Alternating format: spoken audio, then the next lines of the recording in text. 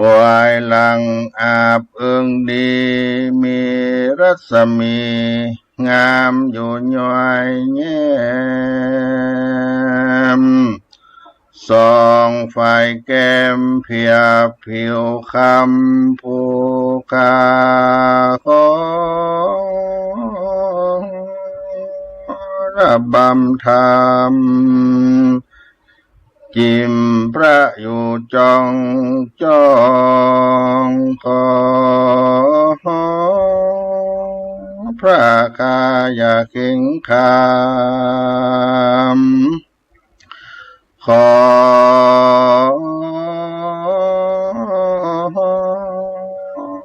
เทศนาธรรมเทศปองรู้แจ้งเจตใจจงตา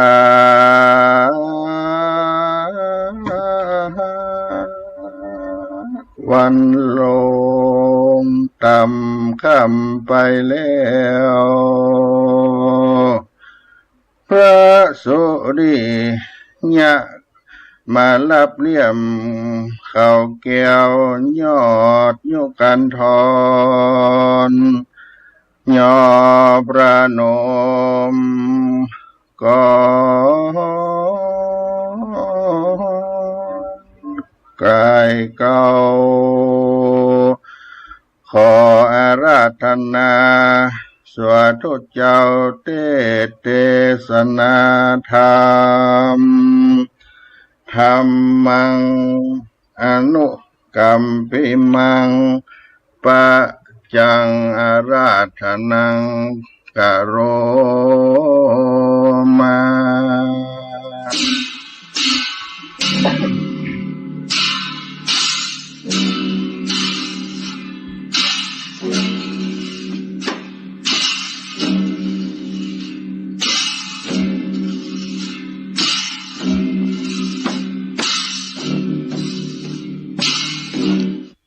นะโมตัสสะภะคะวะโตอะระหะโตสัมมาสัมพุทธัสสะ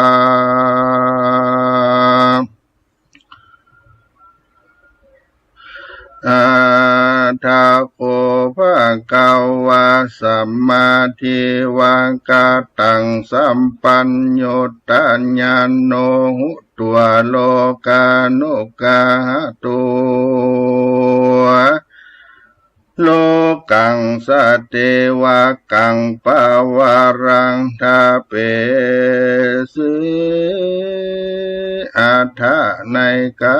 ละเมื่อนั้นพังเกาวาอันว่าพระพุทธเจ้าแห่งเราก็ได้ถึงยังพระสัมปัญโยตัญญาณเป็นกุแล้วเพื่อจักอนุกาหะแก่คนและสัตว์โลกยิ่งใจต่างหลายกับต่างเทวโลกพระพุทธเจ้าก็อยู่ในเมืองสาวัตถีเสียง7 ปีพระก็กัดตามยามากะปาฏิหาริย์แทบเก่าไม้ม่วงอันมีจิมไกลประตูเวียงสาวัตถีพระก็เบ่งออกยังรัศมีสัพพันนารังสีตัง6 พระการดูรุ่งเรืองงามสะอาดโดยเตชะอำนาจแห่งพระพุทธเจ้าก็แผ่ไปทลาบถึงอากาศกังหาวตัวหมื่นโลกจักรวาลทั้งมวลทลาบต่อเต้าถึงพรหมโลกก็มีวันนั้นแลนะส่วนอันว่าเทวดาทั้งหลายและคนทั้งหลาย ก็รู้ฤทธิแห่งพระพุทธเจ้าอันมากัดตำยามกะปฏิหารดังอานเขาก็ปากันสักการะบูชาไว้นบคบยำพระพุทธเจ้าแล้วก็ปากันมานั่งฟังธรรมเทศนาแห่งพระพุทธเจ้าตั้ง7 กัมปีในอภิธรรมาสังกินีเป็นต้นก็มีแล่นนาเทวมนุษย์สานังส่วนอันว่าคนและเทวดาตั้งหลายบางพ้องก็ได้ถึงโสตาหลังพ้องก็ได้ถึงสักขิตากาหลังพ้องก็ได้ถึงอนาคาหลังพ้องก็ได้ถึงอรหันตาตามบุญสมปานแห่งเขาก็มีวันนั้นและนาพังกาวานว่าพระพุทธเจ้าก็สำแดงยมกะปฏิหารแก่คนและเทวดาทั้งหลายแล้วก็เสด็จลีลาขึ้นไป3 บาทย่างตีนก็เสด็จไปถึงเมืองสาตาวติงสาสวรรค์กเทวโลกก็มีบาทเดียวนั่นแลนายามนั้นนันว่าฝูงคนและเทวดาตั้งมวลอันอยู่ใน10,000 โลกถ้าจักรวาลตั้งมวลก็ปากันขึ้นไปผสมจุ่มนมพร้อมกันแล้วส่วนอันว่าพระพุทธเจ้าก็เสด็จนั่งอยู่แทบเก้าไม้ปาลิกาชัตตะตัดสองนางสาลีมหามายาเทวีตนอันเป็นแม่แล้วพระพุทธเจ้าก็นั่งอยู่เทศนายังอภิธรรมาสังกินีตั้ง7 กัมปีแก่เทวบุตรเทวดาตั้งหลายอันมีเทวดาชื่อว่าสลีมหามายาเทวีเป็นเก้าเป็นประธานอันนับพามันได้100,000 โกฏตนก็มีวันนั้นแลนา สถาอันว่าสัพพัญโญพระพุทธเจ้าก็ได้สำแดงอภิธรรมมา7 กัมปีแล้วก็ลุกจากที่นั้นแล้วก็สั่งอำลาพญาหินตาปฏิทิราชาตนเป็นใหญ่แก่เทวดาตั้งหลายว่าดังนี้อันว่าเราก็จักไปสู่จุมปูโลกลุ่มไตพูนก่อนแลสักโกสาธุพันเตติพระสัมปติจติอัฏฐาในกาละยามนั้นส่วนอันว่าพระญาอินตาก็ไว้ว่าพันเตภควาข้าแต่พระพุทธเจ้าสาธุดีนักแลว่าอันแล้วพระญาอินตาก็บังคับยังวิสุกรรมเทวบุตรว่าโดราวิสุกรรมเทวบุตรตวงอันว่าต้านจงแถลงกายเป็นขั้นใดแก่พระพุทธเจ้าตนจักเสด็จลงไปสู่จุมปูเมืองมนุษย์ลีปันแดดเตวานส่วนอันว่าวิสุกรรมเทวบุตรก็กายขันใด3 อันหัวขันใดตั้ง3 นั้น ก็กายยังเข่าสิเนโรรุราชแล้วก็ไว้ยังตีนขั้นใดลงไปสู่เมืองสังกัสสนกรนั้นก็มีและนาโสปาโคมาโสปาอันว่าขั้นใดสามอันนั้นริษนาโดยฝูงอันใดจามเอกังโสปานังคันใดอันหนึ่งแล้วโดยแก้วเจ็ดจำพวกไว้ตามกลางอันหนึ่งแล้วโดยคำก็ไว้ข้างก้ำขวาอันหนึ่งแล้วโดยเงินก็ไว้ข้างก้ำซ้ายแลสัทธาอันว่าสัพพัญโญพระพุทธเจ้าก็เสด็จลีลาลงมาจากตาวะติงสาสวรรค์กาเทวโลกด้วยคันใดแก้วเจ็ดจำพวกนั้นแลอันว่าหมู่พราหมณ์ต่างหลายก็มาก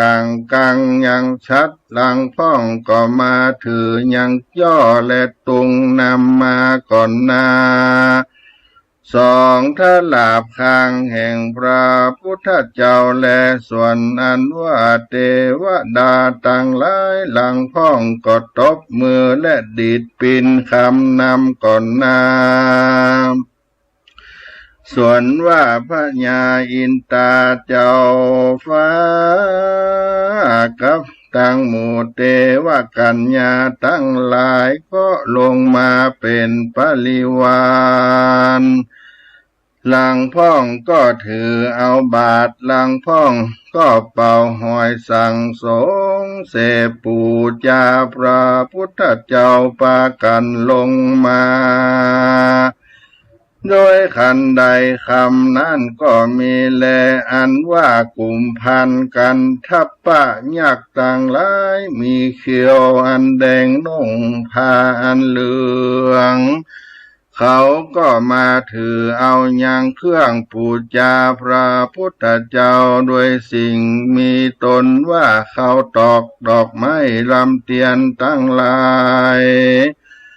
ก็ลีลาดลงมาโดยคันใดเงินก็มีแลส่วนอันว่าพระพุทธเจ้าก็เสด็จยืนอยู่ในละแวกหนทาง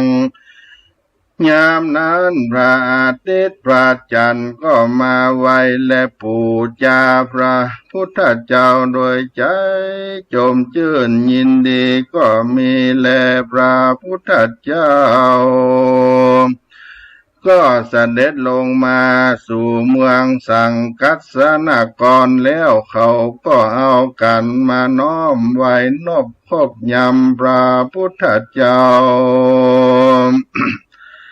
แล้วก็สักการะปูจาด้วยข้าวตอกดอกไม้แล้วก็พากันมานั่งเวทเฝ้าล้อมอ้อมเป็นปริวารมีพระมารว่าใดสามโยจนากันนาก็มีวันนั้นแลนาพระพุทธเจ้าก็เสด็จไปโดยลำดับหนทางก็ไปลอดเมืองสาวัตถีส่วนนั้นว่าพระญาสลิสุโธธนะตนป้ออันอยู่เสวยเมืองนั่นแล้วหันพระพุทธเจ้าเสด็จลงมาเมืองดังอันแล้วพระญาตนพ่อก็ได้ไปตอนไปรับด้วยแล้วก็ปูจาครบยำก็มีแลอัฏฐาในกาลเมื่อนั้นเมื่อเดือนยี่เพ็งมาถึงดังอันยังมีเทวบุตรตนหนึ่งนามาชื่อว่าสัญญามาเตวบุตรพร้อมกับโดยปริวารแห่งตนได้ปันหนึ่งเป็นธรา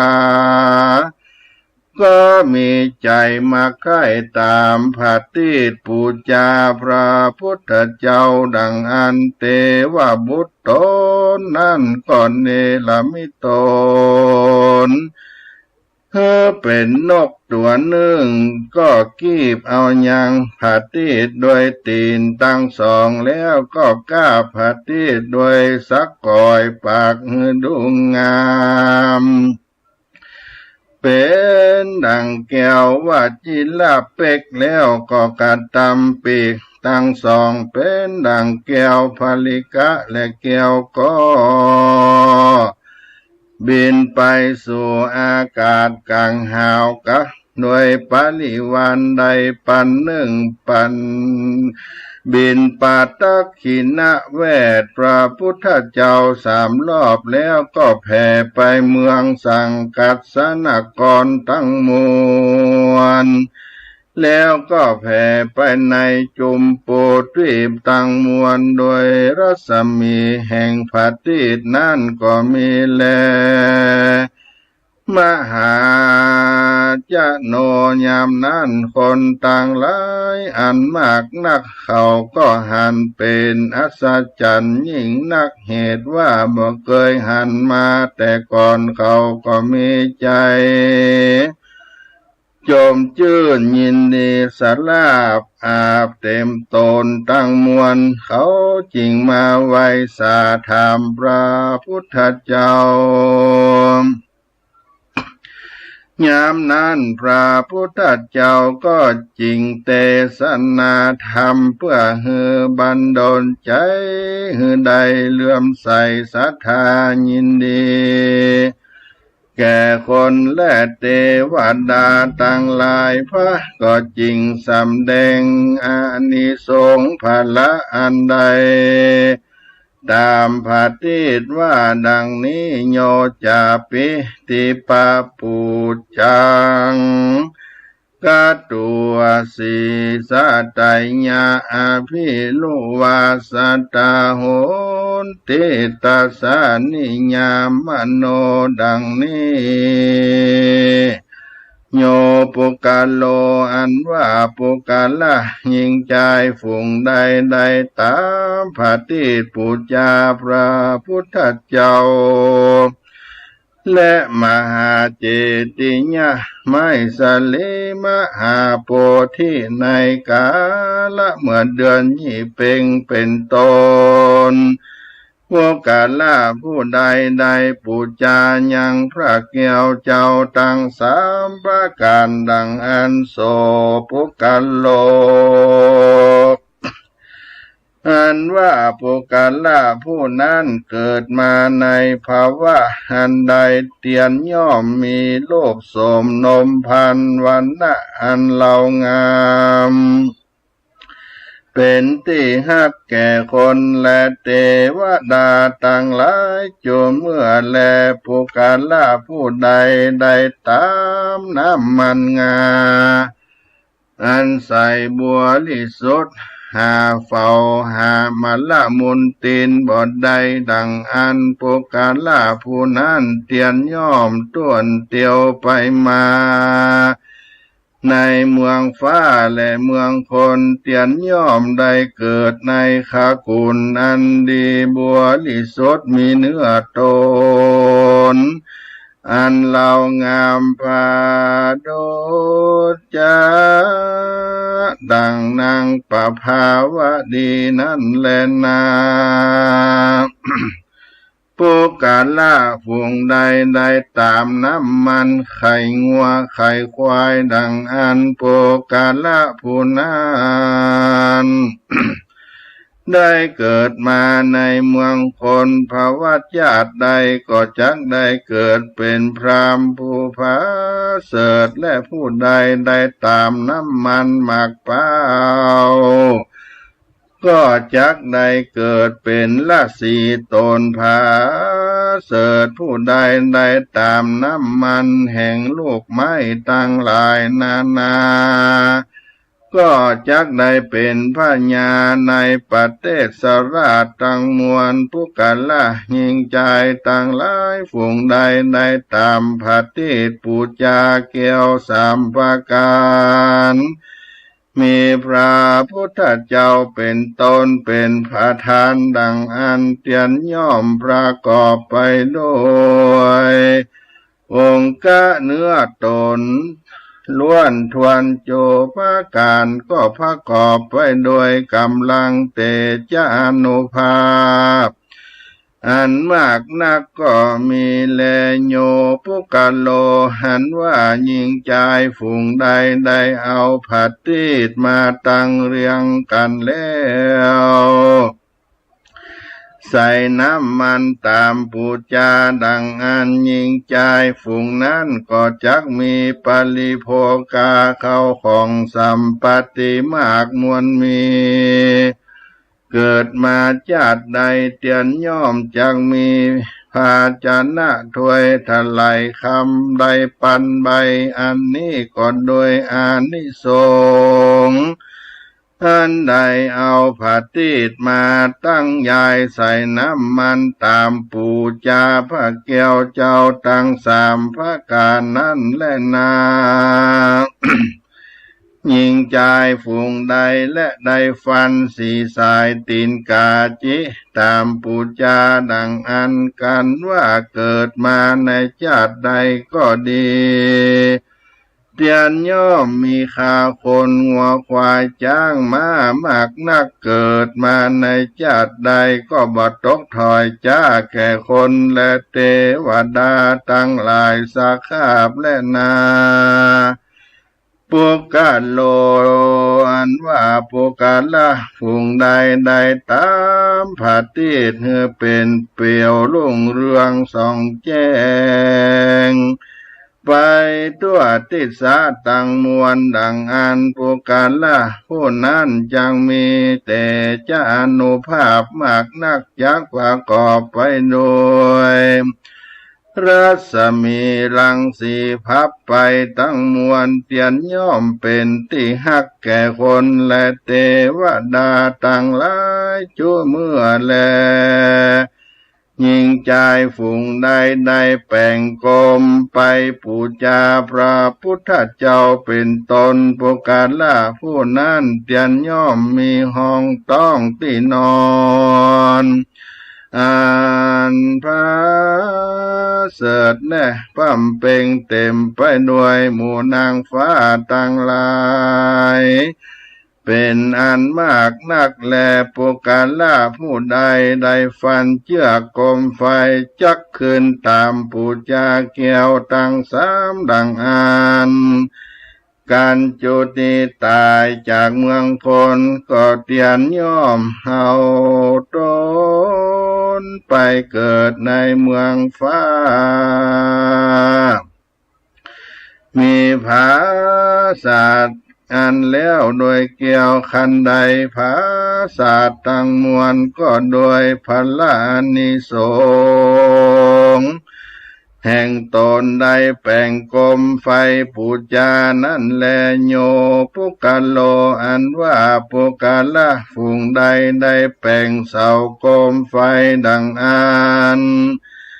กันว่าปุกะละผู้นั้นได้เหือตานก็จังมีปัญญาลวกเสียวคมมีแต่จานุภาพมากนักเสมอดังปัญญาจักรวรรดิราชราชาตนภาพทวีปทั้งสี่มีทวีปน้อยได้2,000ทวีปก็มีแลปุกะละยิ่งใจฝูงใด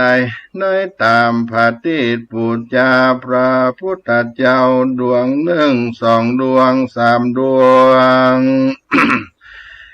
4 ดวง5 ดวงด้วยศรัทธาเลื่อมใสอันตนได้แสวงหาใดก็ดียิ่งใจฝูงนั้นก็จักได้เป็นได้รักห่มแก่คนและเทวดาตั้งหลายจูเมื่ออันนี้ก็เป็นพละอานิสงส์แห่งปุกะละผู้ใดตามพระติดปูจาพระแก้วเจ้าตั้งสามพระการนั้นแลเตียนย่อมต้วนเตียวไปมา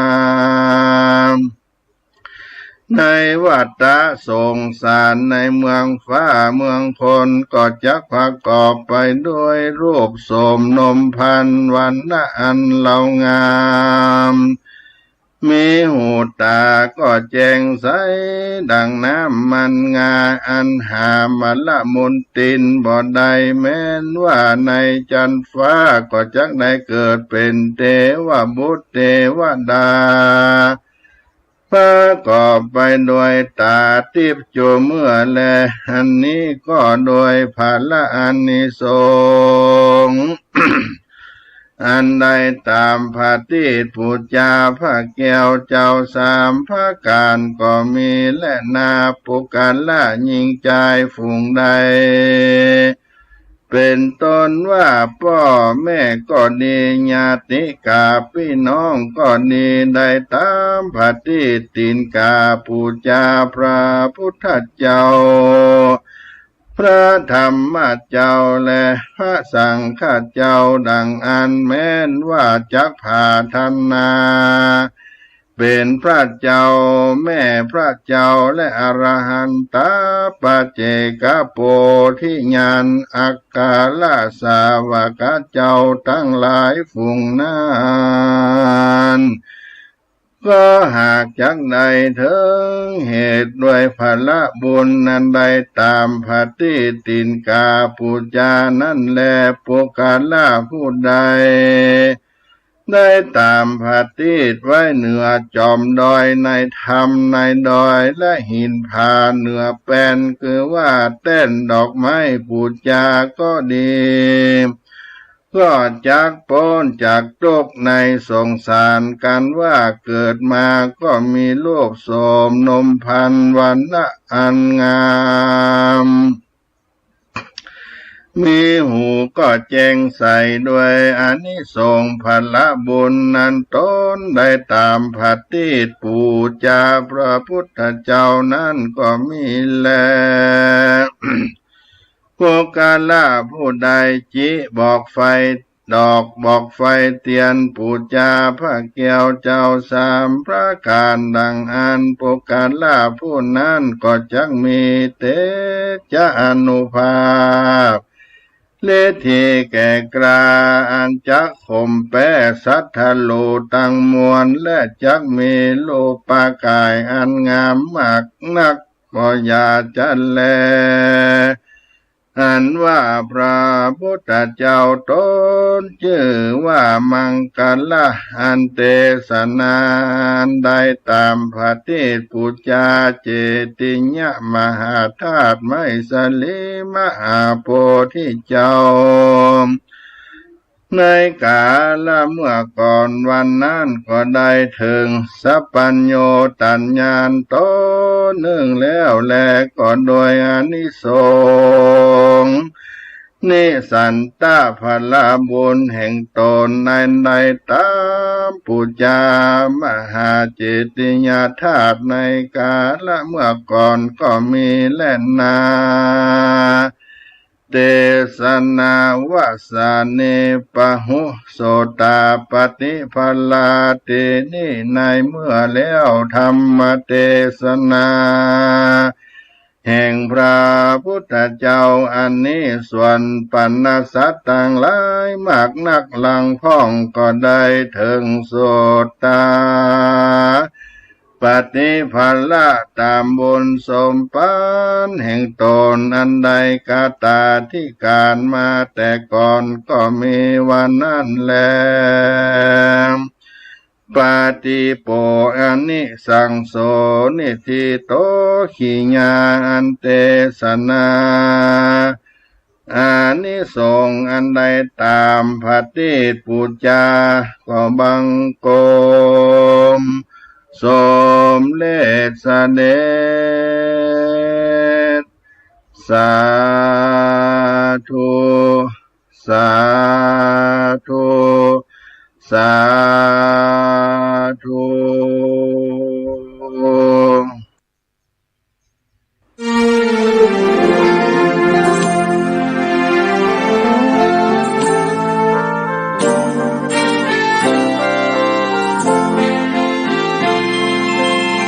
ดินแดน ธุรกันดารมีนามเรียกขานของสิทธิพระตถาคตผู้ออกเผยแผ่ธรรมะแก่ผู้รชนมิให้มองมนปลดทุกข์ด้วยทางธรรมธรรมจาริกธรรมจาริกธรรมจาริกถึงอยู่กลางป่าหรือว่ายอดดอยท่านไม่เคยถอยเฝ้าคอยชี้นำให้ใช้ธรรมะขององค์พระพุทธธรรมให้ใจสุขล้ำน้อมนำทำกรรมดีธรรมจาริกธรรมจาริกธรรมจาริกเร่งพัฒนาการอยู่การกินให้มีชีวิตสุขสันต์เปรมปรีพบแสงสว่างส่องทางสร้างความดีให้มีความสุขความทุกข์หายไปธรรมจาริกธรรมจาริกธรรมจาริก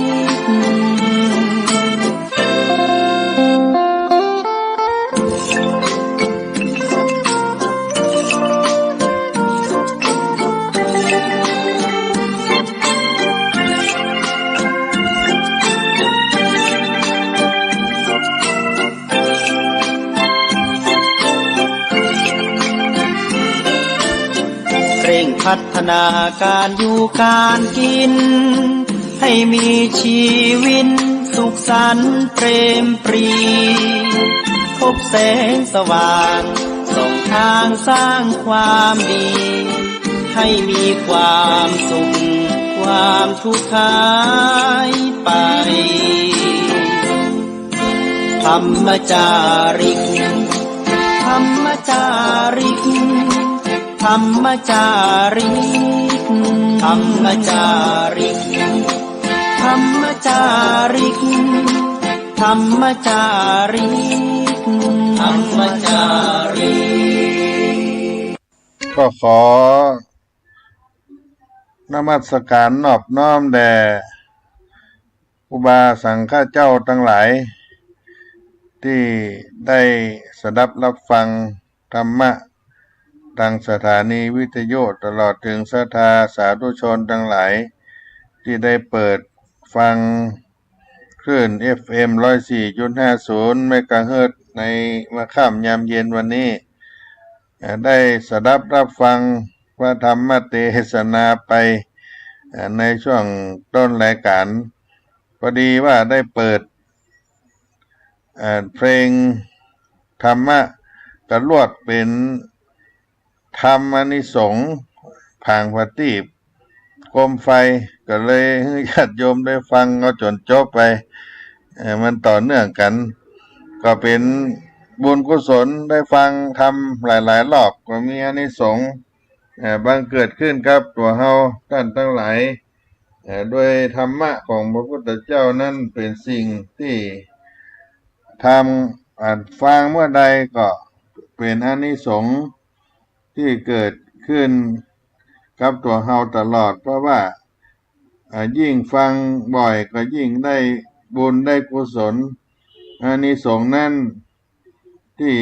เฮาได้ฟังเทศน์นั้นก็จะมีเกิดขึ้นกับเฮาคนที่ได้ฟัง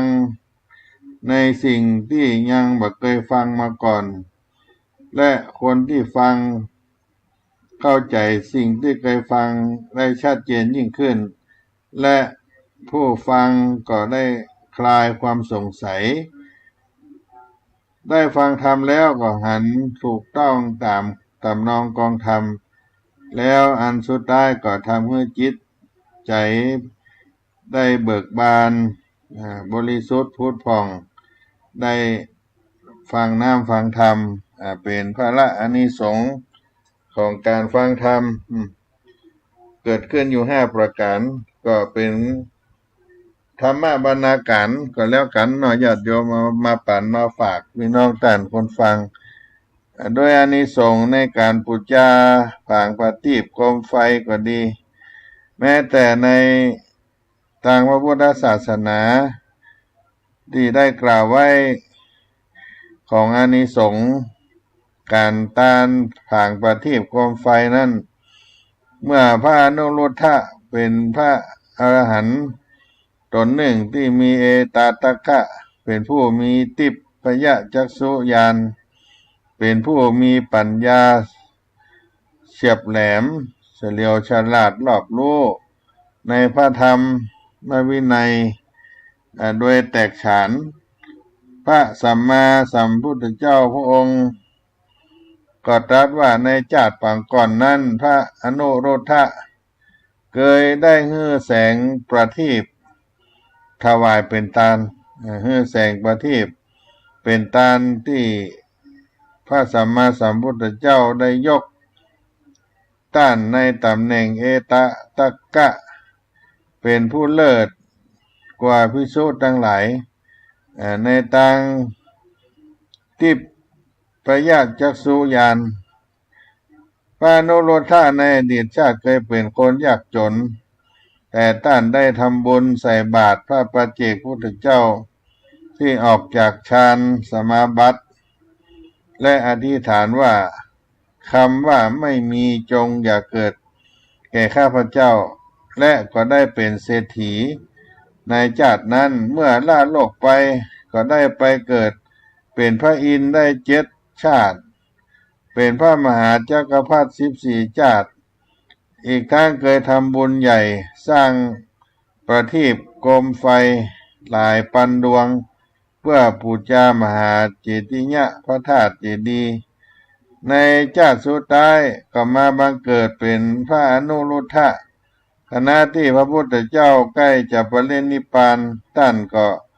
โดยมาดูจิตของพระบรมศาสดาและบอกพระอานนท์ทราบทุกขณะอานิสงส์ที่ได้ทานประทีปโคมไฟย่อมเป็นผู้รู้คุณของพระรัตนตรัยทำให้ศรัทธามั่นคงเป็นผู้มีความเคารพมีสัมมาคารวะเป็นผู้มีดวงตาสดใส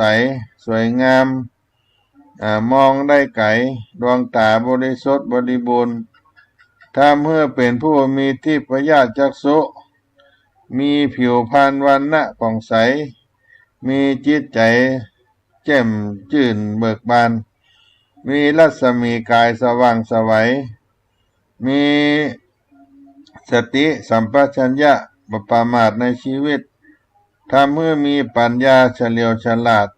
มีปฏิภาณว่องไวแตกฉานในสัพพวิชาทางโลกและทางธรรมย่อมบังเกิดในทุกขติย่อมบังไปเกิดในทุกขติและย่อมได้ดวงตาเห็นธรรมบรรลุมรรคผลนิพพานได้โดยง่ายที่เป็นอานิสงส์ของการต้านถวายประทีปโคมไฟและก็ได้กล่าวไว้ในพระพุทธศาสนาของเราก็คือพระเถระเจ้าที่มีชื่อว่าพระอนุรุทธะที่มีเอตตัคคะผู้มีทิพยจักษุญาณได้ทานประทีปแสงประทีปได้ให้เป็นทานก็ได้กล่าวเอาไว้แล้วก็เป็นอานิสงส์ที่เกิดขึ้นได้มากล่าวให้พี่น้องท่านคนฟังทั้งหลายแล้วก็เรื่องของโกมหรือว่าโคมที่เป็นมนต์เสน่ห์ของล้านนาไทยในเดือนยี่เพ็งที่ผ่านมาหรือว่าการทำบุญในประเพณีเดือนยี่เพ็งเป็นประเพณีเก่าแก่ของล้านนาเป็นวันเพ็ญเดือน2เดือนยี่ที่นิยมจุดผางประทีปโคมไฟบูชาพระพุทธเจ้าทั้ง5 พระองค์ แล้วก็ปูจาพระทีปตีนกาปูจาพระธาตุเกศแก้วจุฬามณีอธิษฐานให้เป็นสิริมงคลในการปูจาผางพระทีปกรมเดือนยี่เพ็งก็เป็นมนต์เป็นเสน่ห์ของล้านนาไทยทำให้เกิดสีสันและก็ภาพอันงดงามประทับจิตประทับใจแก่คนทั้งหลายไปทั่วบ้านทั่วเมืองทั่วโลกก็ว่าได้คำว่าโกมหรือโคมเนี่ยเป็นภาษาเมืองเหนือโคมหรือตั้งเหนือเขาว่าโกมใช้สระโอกอไก่มอม้าโกมหรือว่าโคมก็คือตะเกียงหรือเครื่องโคมไฟที่มีบังลมอาจจะทำเป็นรูปสี่เหลี่ยมแปดเหลี่ยมวงกลมหรือทรงอื่นๆมาห้อยมาแขวนเอาไว้ตามที่ต่างๆเพื่อให้แสงสว่างเกิดขึ้นเป็นเครื่องบูชาโดยสักการะบูชาพระพุทธพระธรรมพระสงฆ์มหาเจดีย์เนี่ยพระธาตุเจ้าเจดีย์ที่เฮาเคารพนับถือมีความสำคัญในการบูชาผางประทีปโคมไฟซึ่งโคมนั้นเป็นหัตถกรรมพื้นบ้านได้รับการถ่ายทอดจากรุ่นสู่รุ่นเพื่อคงสืบจนถึงปัจจุบันที่เจ้าล้านนาไทยได้สักการะพระพุทธเจ้าในเดือนยี่เพ็งเป็นประเพณีที่ได้บูชากันมากและเชื่อว่าแสงประทีปจากโคมไฟหรือโคมผางประทีปจะช่วยส่องประกายให้ชีวิตได้เจริญรุ่งเรืองอยู่เย็นเป็นสุขอันนี้ก็เป็นสิ่งที่ได้ประพฤติปฏิบัติกันสืบมาเพราะฉะนั้นนอกจาก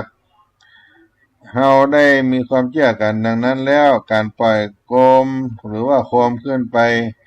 ท้องฟ้าหน้าภาอากาศก็จะถือว่าเป็นการลอยเคราะห์สะเดาะเคราะห์ลดเคราะห์ลดน้ำลอยเคราะห์ลอยน้ำเพื่อออกไปนอกขอบฟ้าจักรวาลและประการหนึ่งก็เอาผางประทีปเทียนไฟโคมไฟนี้ขึ้นไปบูชายังพระธาตุเกศแก้วจุฬามณี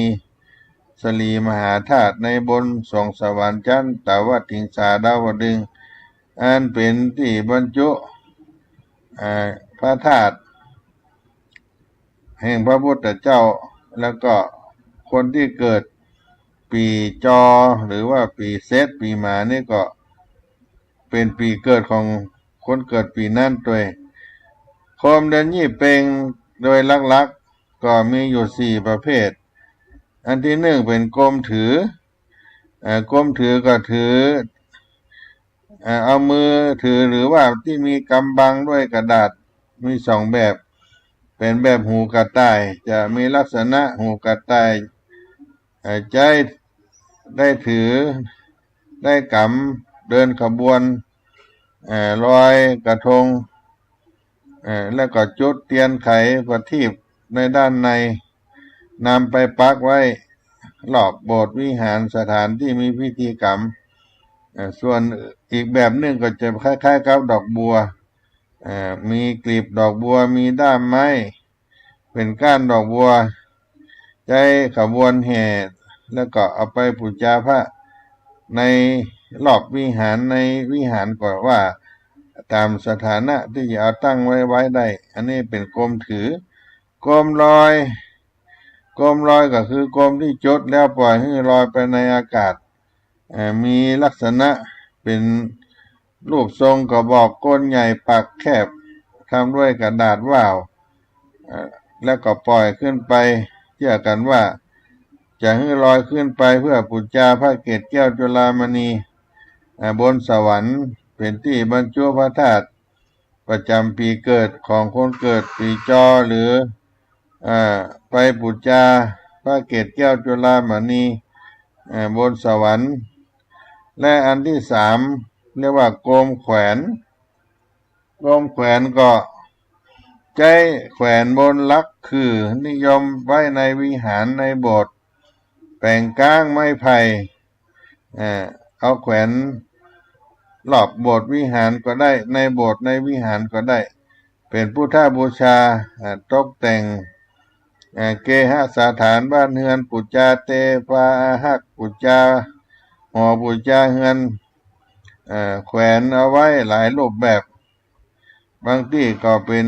เสมาธรรมจักรเป็นดาวเป็นไหเป็นโคมกระบอกแล้วแต่ใครจะมีรูปร่างสร้างทำบางที่ก็เหมือนกับหางมดส้มก็มีเหล่านี้เป็นต้นเรียกว่าโคมแขวนโคมแขวนแล้วก็โคมพัดโคมพัดนี่ก็มีลักษณะจะหมุนรอบพัดหรือว่าหมุนจะมีเงาสะท้อนออกมาหัน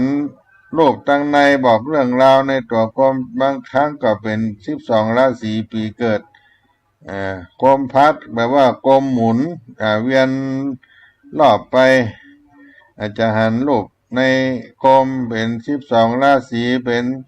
รูปเทวดาก็ดีที่เพื่อนจะแปลงใส่ส่วนมากก็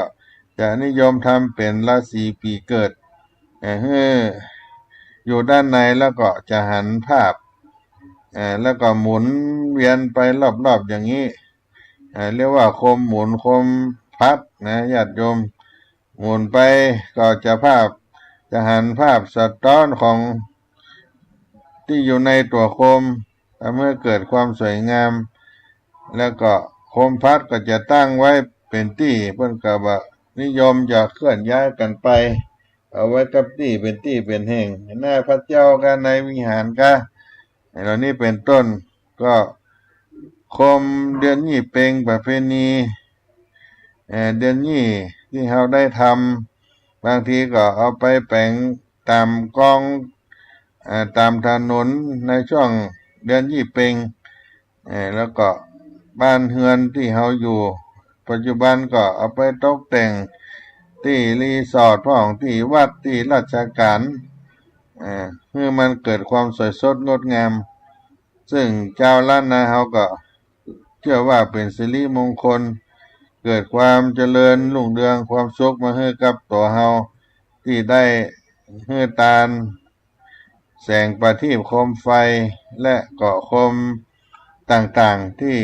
มีในล้านนาของเฮาก็เป็นเรื่องราวในการตาลโคมไฟในเดือนยี่เพ็งนอกจากนั้นก็ถือว่าเป็นการบูชายังพระโพธิสัตว์ที่อธิษฐานบำเพ็ญเป็นลูกแม่กาเพือก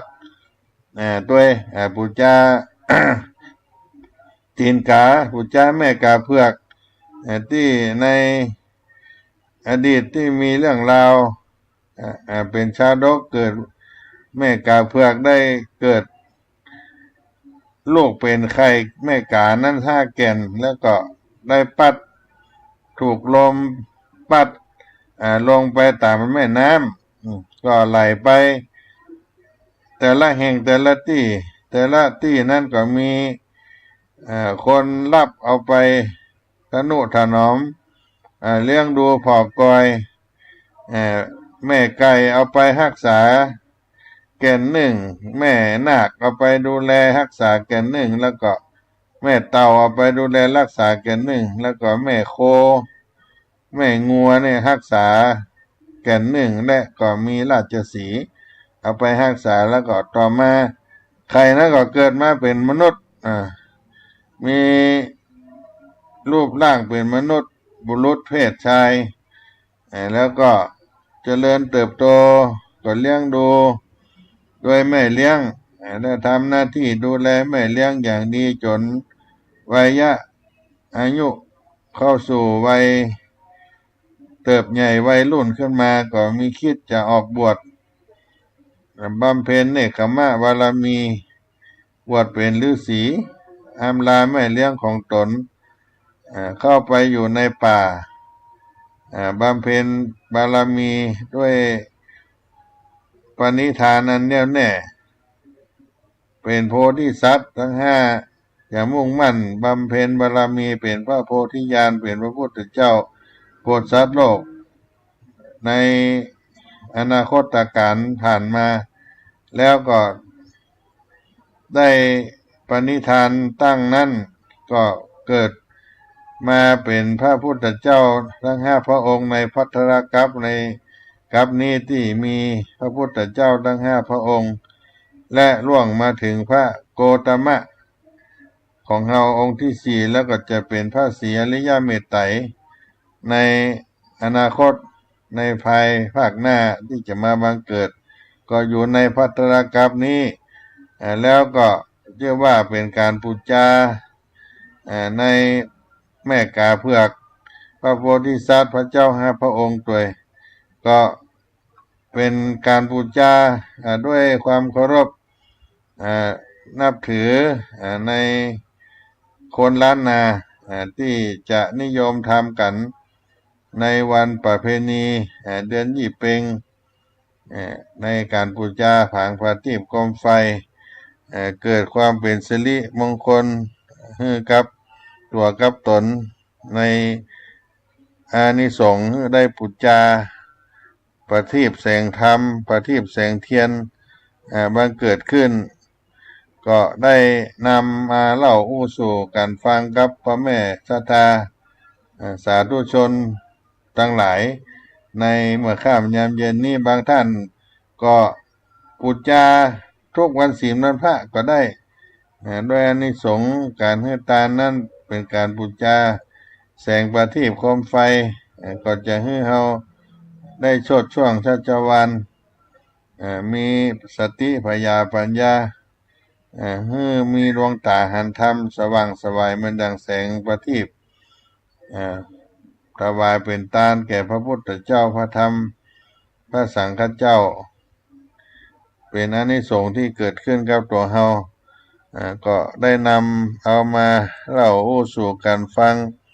กับพี่น้องท่านสาธุชนทั้งหลายที่ได้สดับรับฟังเสียงธรรมวัดสลีโสดาพระอารามหลวงเมื่อค่ำยามเย็นวันที่26 พฤศจิกายน 2567 ในเมื่อค่ำนี้กับทุกท่านทุกคนก็ภาคเสียงคีตาธรรมกันสักกรรมก่อนเนาะ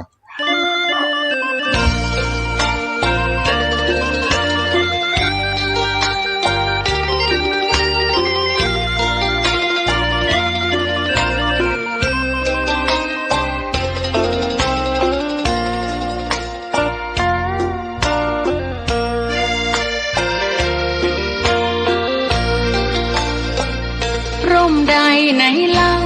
จะเย็นเท่าร่มโพทองทั่วลาศรัทธายกย่องร่มของพุทธศาสนายิ่งกว่าร่มใดกันแดดไฟฝนลมนาแผ่กิ่งก้านสาขาปกคลุมประชาทุกชีวิตเย็นใดไหนเล่าจะเทียมเท่าเย็นใจพระธรรมที่ทรงตรัสไว้เป็นความจริงใสตรัสไว้ด้วยดีผู้ทำเห็นเองไม่จำกัดการเวลานาทีผิดถูกแค่กันตรงนี้จะไม่มีเรื่องราวก่อกวนพุทธศาสนาเชื่อมมากับเมืองสยามวัดบ้านโรงเรียนเขตคามปฏิบัติตามแม่ยามเรรวน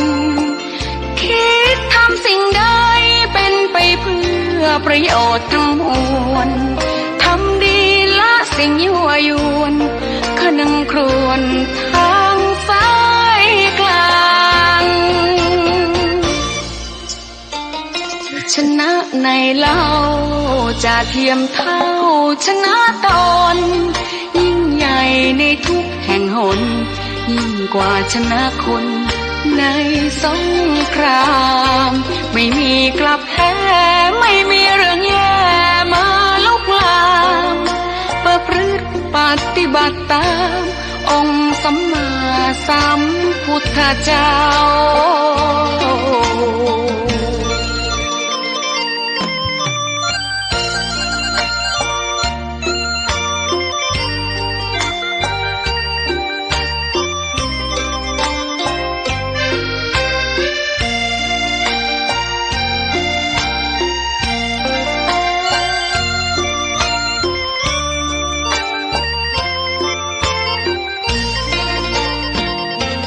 ศาสนาเชื่อมมากับเมืองสยามวัดบ้านโรงเรียนเขตคามปฏิบัติตามแม่ยามเรรวนคิดทำสิ่งใดเป็นไปเพื่อประโยชน์ทั้งมวลทำดีละสิ่งยั่วยวนขนึงครวญทางสายกลางชนะในเล่าจะเทียมเท่าชนะตนยิ่งใหญ่ในทุกแห่งหนยิ่งกว่าชนะคนในสงครามไม่มีกลับแพ้ไม่มีเรื่องแย่มาลุกลามประพฤติปฏิบัติตามองค์สัมมาสัมพุทธเจ้า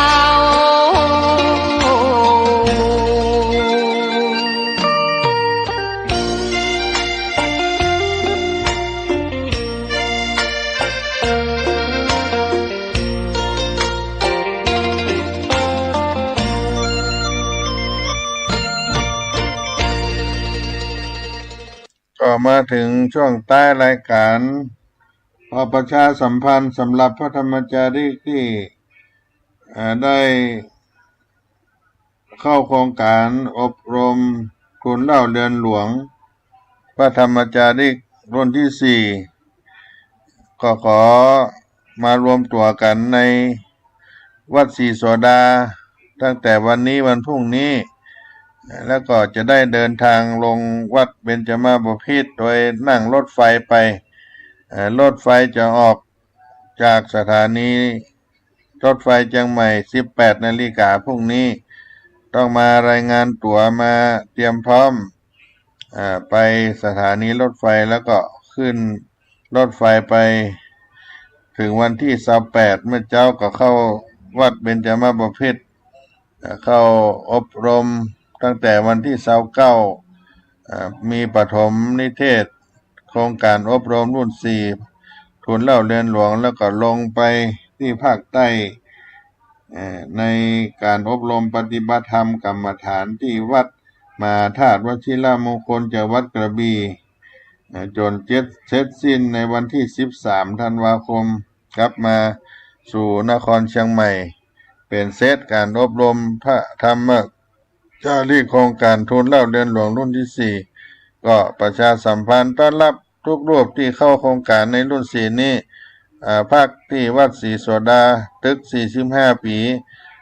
พระธรรมจารีกในวัดศรีโสดาก็แจ้งสืบต่อกันไปคณะพระธรรมจารีกวันนี้ก็คงหมดเวลาไปจะได้ล่ำลาพี่น้องท่านผู้ฟังไว้เพียงเก้าอี้ใกล้ปะกันใหม่ในคราวต่อไปสาระธรรมวัดศรีโสดาพระอารามหลวงจังหวัดเชียงใหม่จัตตาโลธรรมาวัฏันติอายุวันโนสุขังพลัง